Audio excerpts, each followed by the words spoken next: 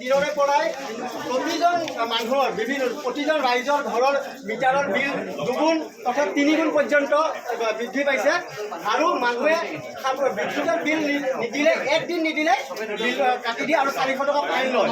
আমি আপোনালোকৰ জৰিয়তে অসম চৰকাৰৰ শক্তি বিভাগৰ শক্তিমন্ত্ৰীক জনাব বিচাৰিছোঁ যে এই স্মাৰ্ট মিটাৰত নিশ্চয় কিবা বিসংগতি আছে, নহ'লে একেখিনি সামগ্ৰীয়ে যোৱা বছৰ যি ব্যৱহাৰ কৰিছিলোঁ আগৰ মিটাৰ থাকোঁতে সেইখিনি সামগ্ৰীয়ে আমি এতিয়াও ব্যৱহাৰ কৰি আছোঁ।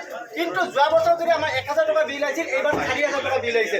ইয়াৰ কাৰণতে হ'ল আমি ভাবিবলৈ বাধ্য হৈছোঁ যে স্মাৰ্ট মিটাৰটো এটা ডাঙৰ বিসংগতি বিৰাজ কৰিছে আৰু এই বিসংগতি দূৰ কৰা অন্যথা ৰাইজ কিন্তু ৰাইজৰ প্ৰতিবাদৰ সন্মুখীন হ'ব লাগিব চৰকাৰ তথা শক্তি বিভাগ।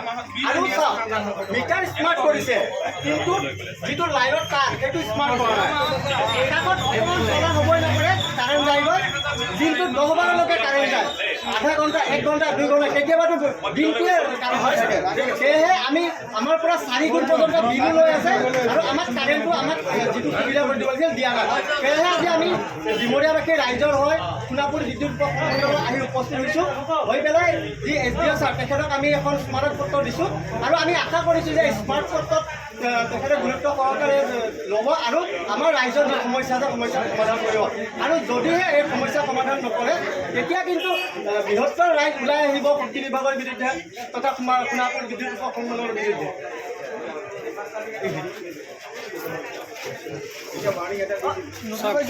ৰাইজবোৰ কেনেকুৱা হৈ আছে, বৰষুণ ভিজি ভিজি হ'লেও আছে, কোনে যাবলৈ এতিয়ালৈকে বাধ্য হোৱা নাই। চাই লওক পূৰা ভিৰ কেনেকুৱা, সেইটো চাওক কেনেকুৱা বৰষুণ পৰি আছে।